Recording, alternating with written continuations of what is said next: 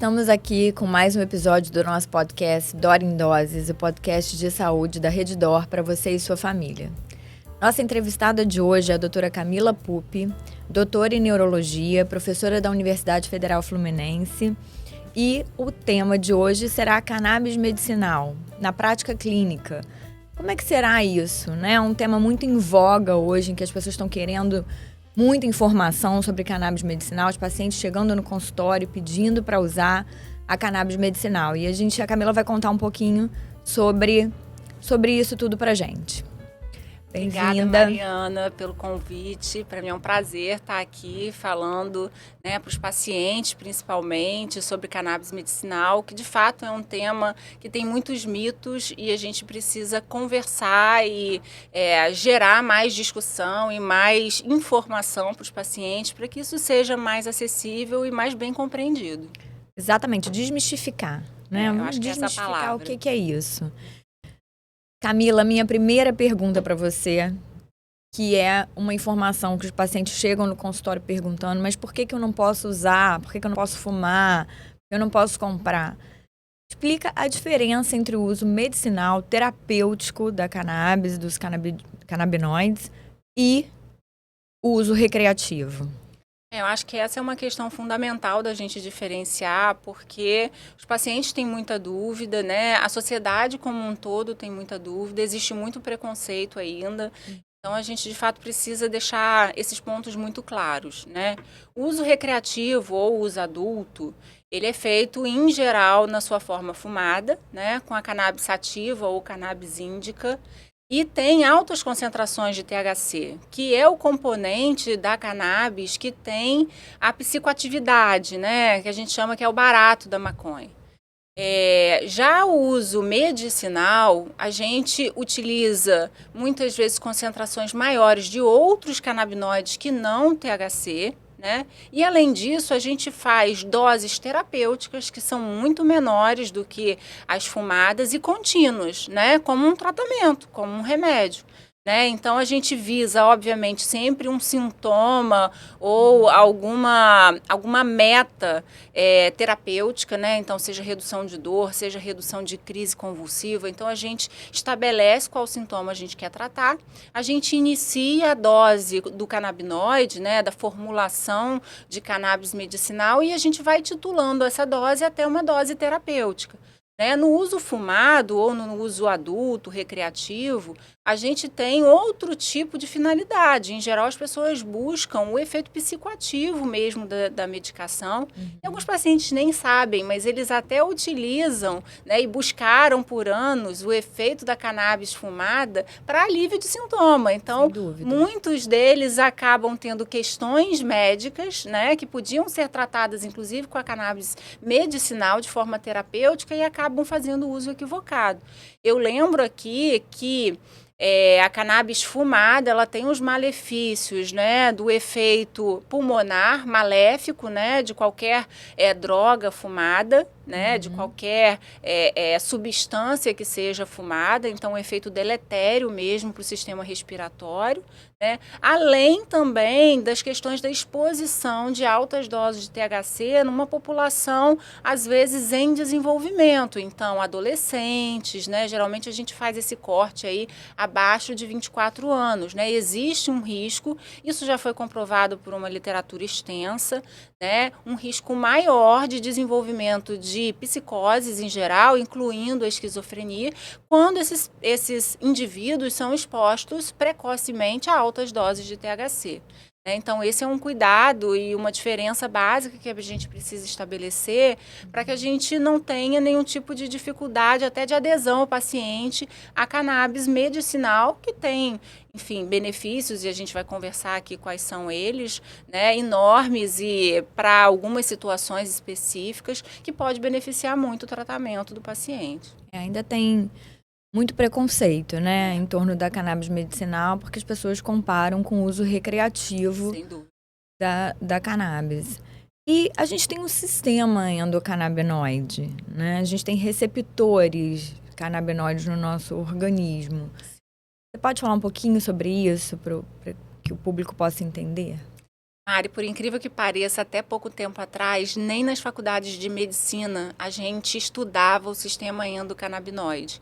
E é um sistema super importante porque ele regula a homeostase, né, que é o equilíbrio de todas as funções do nosso organismo.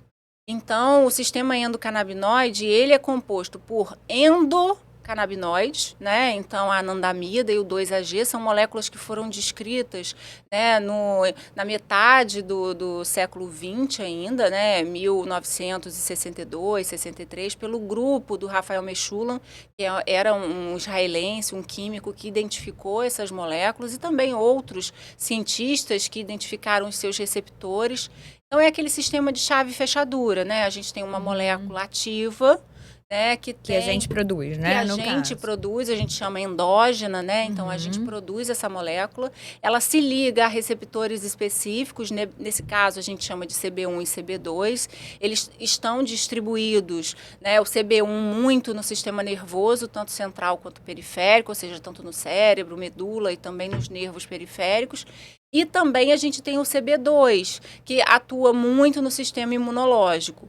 Então, mas também em outros órgãos e tecidos. Então, essas moléculas que são a anandamida e o 2-AG, que são os endocannabinoides, eles ativam esses receptores e têm interações com vários outros sistemas, né? A gente chama aqui o serotoninérgico, que é aquele sistema em que, em geral, tem um target, né, na ação dos antidepressivos, por exemplo. A gente tem ação dopaminérgica, que é a via do prazer. Então, a gente tem ativação e muitas vezes até inibição de vários sistemas do nosso organismo, cujo sistema endocannabinoide é o modulador, né? Então, é importante a gente falar sobre isso para as pessoas entenderem que quando, né, existe o tratamento com a cannabis medicinal, existe a ativação desses receptores, né, e existe também a ação terapêutica deles sobre isso, sobre esse sistema.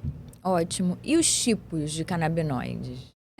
Que eu tenho uma dúvida muito grande, né? Eu vou prescrever um canabinoide para uma determinada indicação.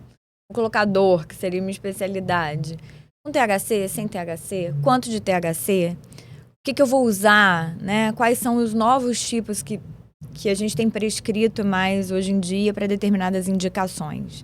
Essa também é uma pergunta muito frequente, que também pouco conhecida, assim, até mesmo no meio médico, né? Assim, a gente ainda está engatinhando no conhecimento de todo esse campo, né? E tanto para os pacientes quanto para os médicos, isso ainda é um pouco obscuro.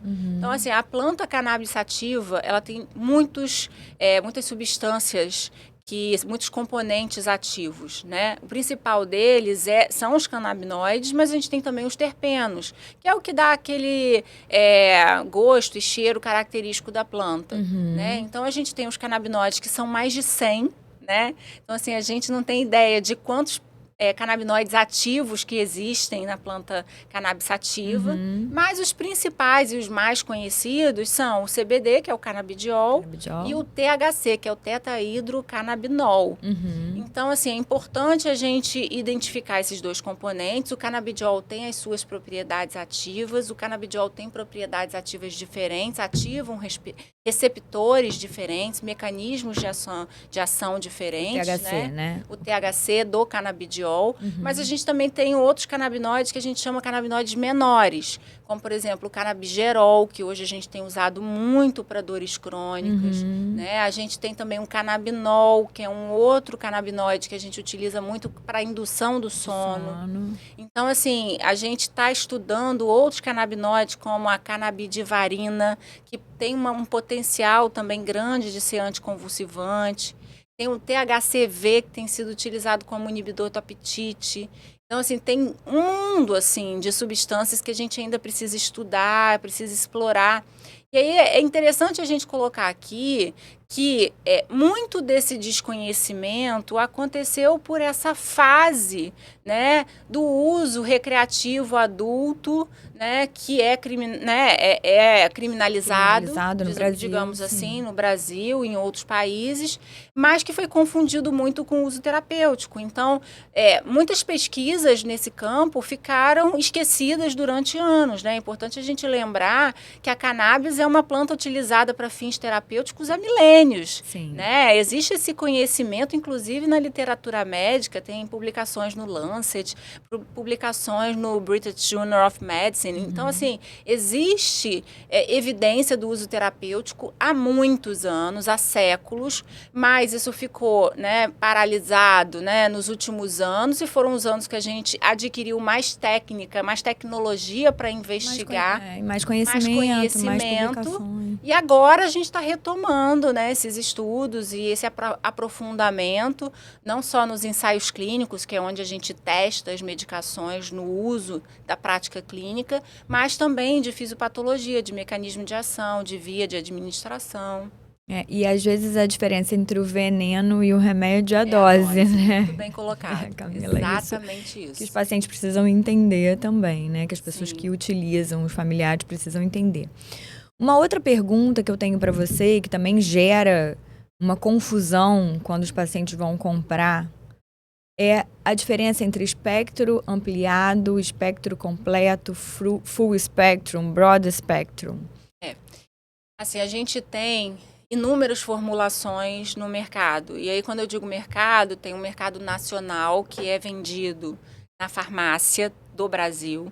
E tem um mercado que hoje, pela uma norma da Anvisa de uso compassivo, o que seria uso compassivo?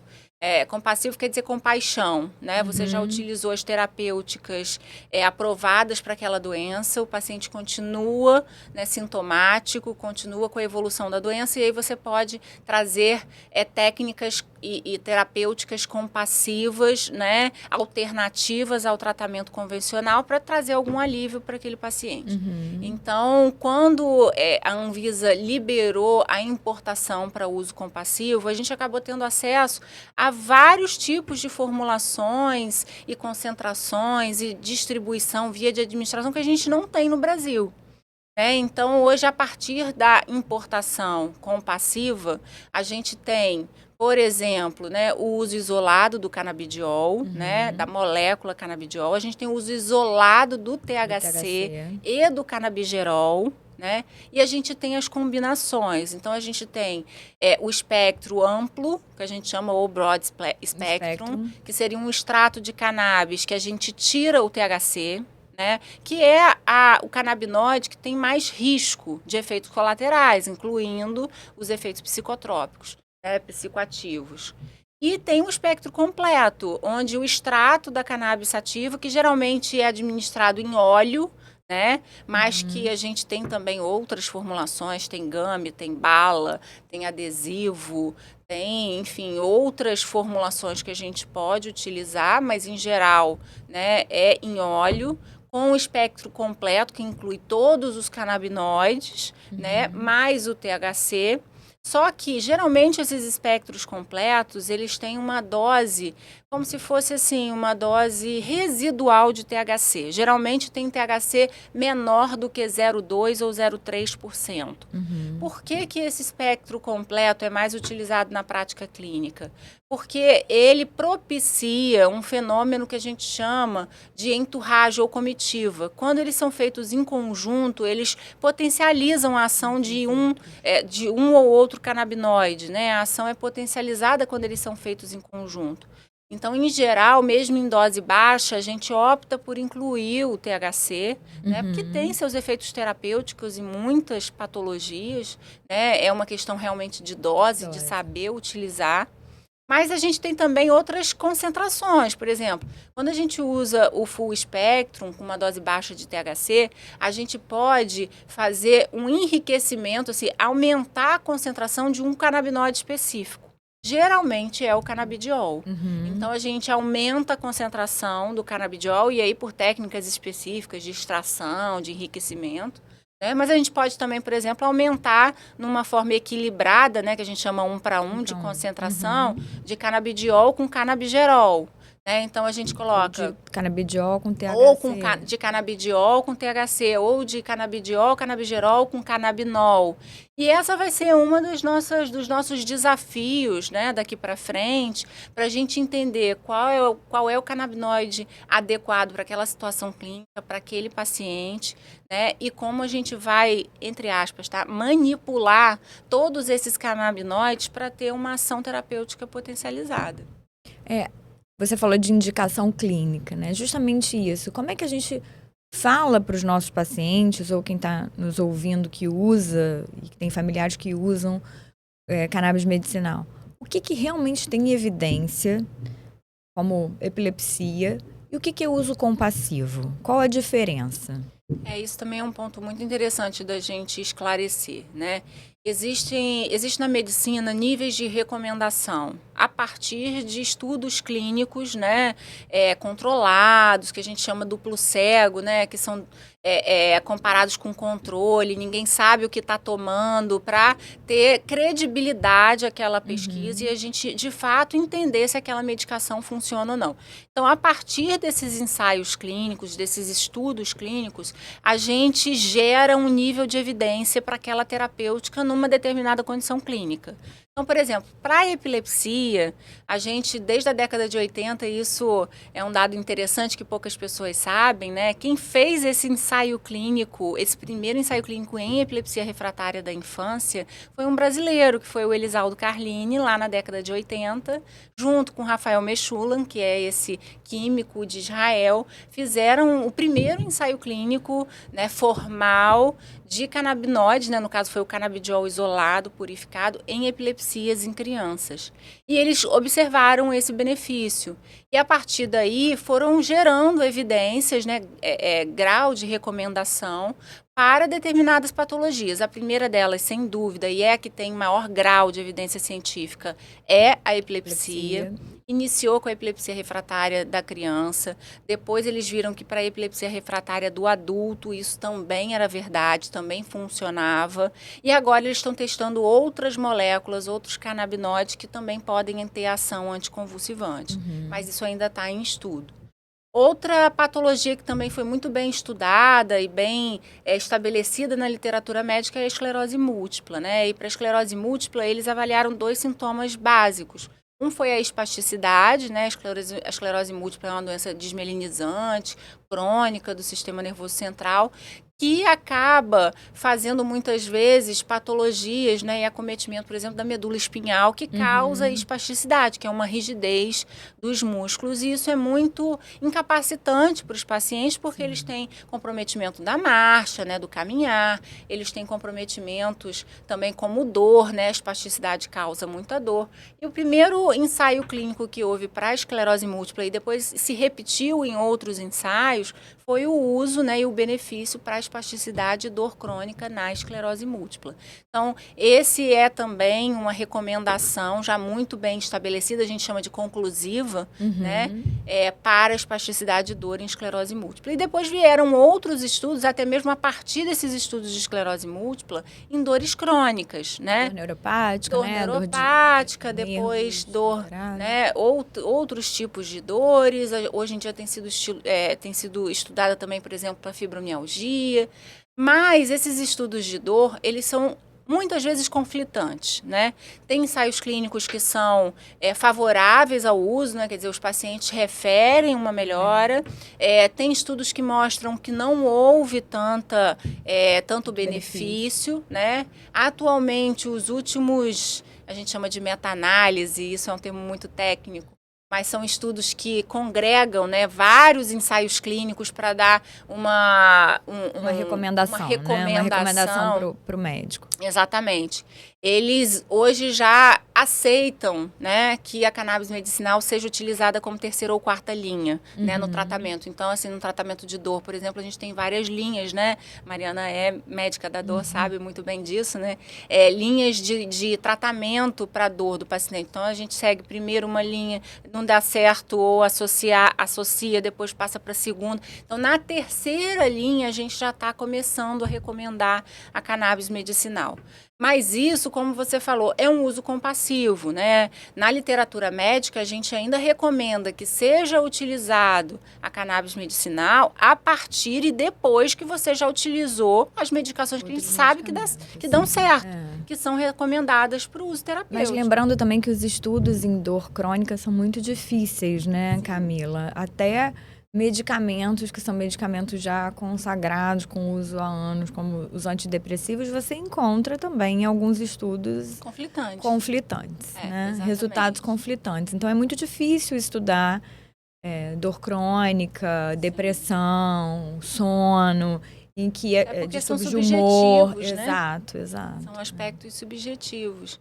E um dado interessante também, assim, a partir disso que você colocou, né, que é difícil da gente estudar, hoje em dia a gente tem dado muita relevância também para os estudos de mundo real, né, que são aqueles, assim, num ambiente que não é hermético de pesquisa clínica. Não é controlado. Não é controlado. O que de fato acontece nos pacientes que usam cannabis medicinal para dor crônica?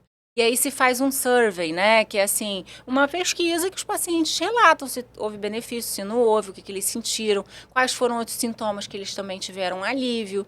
E nesses surveys, eles acabam verificando que os pacientes têm sim benefício. Eles querem usar a cannabis medicinal. Eles querem tentar. Eles querem tentar. A gente vê isso no consultório também, eles querem tentar. E é muito individualizado, assim, né? Até por a gente ter um sistema endocannabinoide próprio, né? Alguns pacientes vão se beneficiar muito. Outros, mais ou menos, vai entrar naquele rol de medicamentos de uso crônico, né, que ele acha que tem benefício, mas ele não é, assim, modificador da vida do paciente, né? E vai ter paciente que não vai responder. Você pode ajustar a dose, você pode aumentar a dose, você pode fazer o que você quiser, que é um paciente... Como vários outros medicamentos que a gente usa na nossa prática. Exatamente. Né? Então, assim, existe uma parcela da população, e até de médicos também, que coloca a cannabis medicinal como se fosse, assim, a salvação, a solução para todos os problemas, né, do corpo e da alma. Quando na realidade não é apenas mais uma opção terapêutica que a gente incluiu na nossa prática médica, que existe indicação, que existe contraindicação, que existe efeito colateral, né? Boa colocação, porque os pacientes chegam ao consultório achando que é um olhinho que não vão ter nenhum efeito colateral. Fala pra gente um pouco sobre os efeitos colaterais, apesar de a gente perceber que é bastante seguro o uso, mas os efeitos colaterais que podem ser esperados. Isso também é um ponto bastante interessante, porque é isso, né? Até porque a gente importou um pouco essa, digamos, prática e essa cultura dos Estados Unidos, onde lá é vendido como suplemento alimentar, né? E essa não é a verdade. Os canabinoides, eles têm, de fato, efeitos ativos, né? Com possibilidade de efeitos colaterais importantes. Né? Então, eu acho que nesse ponto o Brasil e a Anvisa e o próprio Ministério da Saúde se posicionaram corretamente, né? A partir de uma prescrição médica. Depois que você avalia o paciente, depois que você entende a patologia do paciente, você vê se é indicado o uso, qual a formulação e o acompanhamento. Então, esse acompanhamento é fundamental porque o início da cannabis medicinal ele precisa ser lento e progressivo. Se o indivíduo iniciar a cannabis medicinal com altas dosagens, ele vai ter efeito colateral. Então, os efeitos colaterais estão muito relacionados, primeiro, à velocidade de aumento dos canabinoides, né, e a concentração utilizada. E mesmo assim, existe ainda outro dado importante, é que quanto maior a concentração de THC, né, que é a droga com potencial psicoativo maior também são os efeitos colaterais.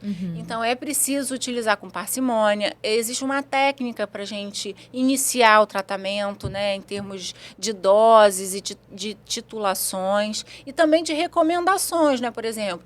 Pacientes que fazem pré-epilepsia, que tem que fazer uma dose maior, eles precisam fazer exames para avaliação hepática, né, do fígado com uma certa frequência, porque pode ser tóxico para o fígado. Então, tem questões que a gente precisa interação acompanhar. Com algumas medicações como anticoagulante, que né, muitos pacientes usam anticoagulante. Exatamente. Então, assim, tem interações medicamentosas, né? Tem efeitos colaterais tipo sonolência, tipo intolerância gastrointestinal. Alguns pacientes têm um certo,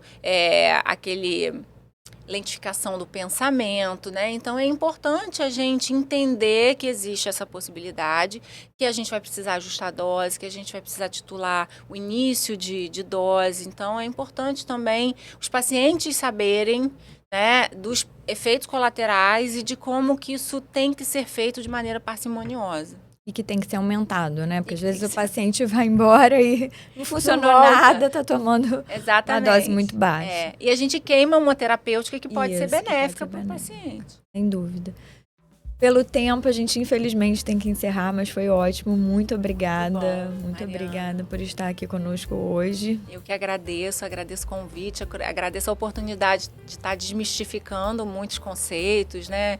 Muitas questões que são importantes para os pacientes e também para a comunidade médica de uma forma geral. Sem dúvida. Né? E lembrar que muitos pacientes podem se beneficiar, né? Para suas indicações específicas, com acompanhamento médico, monitorando os efeitos colaterais e fazendo com parcimônia. Exatamente. Obrigada, Camila. Nada, eu que agradeço. Estamos encerrando mais um episódio do nosso podcast Dor em Dose, seu podcast de saúde da Rede Dor, que vai ao ar no Spotify toda semana. Fique de olho.